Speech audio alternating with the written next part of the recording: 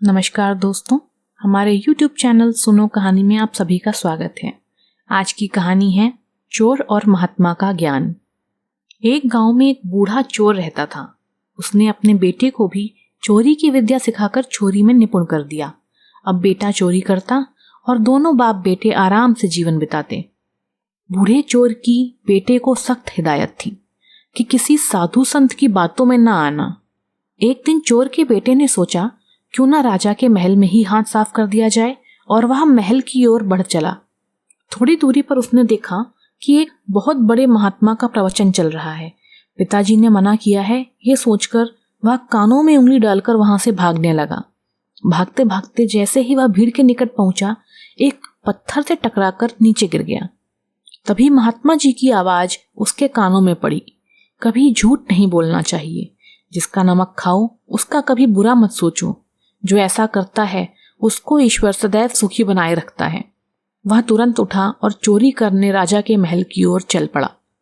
राजमहल पहुंचकर जैसे ही चोर ने द्वार को पार करना चाहा, तुरंत दरबान ने पूछा, अरे कौन हो तुम? इतना सुनते ही चोर को महात्मा का उपदेश याद आया, झूठ नहीं बोलना चाहिए। चोर ने उत्तर दिया, मैं चोर हूं। अच्छा जाओ। उसने सोचा राजमहल का नौकर मजाक कर रहा है। सच बोलकर चोर को राजमहल में प्रवेश मिल गया। चोर एक कमरे में घुसा। वहां उसने ढेर सारा पैसा और जेवर देखे। उसने एक थैले में सब धन भर लिया और दूसरे कमरे में घुस गया। वहां अनेक प्रकार का भोजन रखा था। वह खाना खाने लगा। खाना खाने के बाद वह थैला उठाकर चलने लगा कि तभी फिर महात्मा का उपदेश याद आया, जिसका नमक खाओ उसका बुरा मत सोचो। उसने सोचा खाने में नमक भी था, अतः मुझे राजा का बुरा नहीं सोचना चाहिए। इतना सोचकर वह वापस चल पड़ा। पहरेदार ने फिर पूछा, क्या हुआ, चोरी क्यों नहीं की?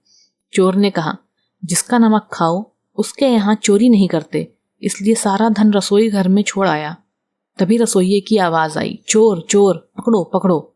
तो दरबान ने चोर को दबोच लिया और राजा के सामने पेश किया।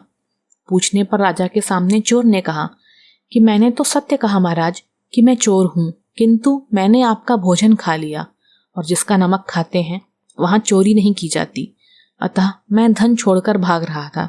चोर के उत्तर से राजा बहुत प्रसन्न हुआ और उसे अपने यहाँ नौकरी दे दी।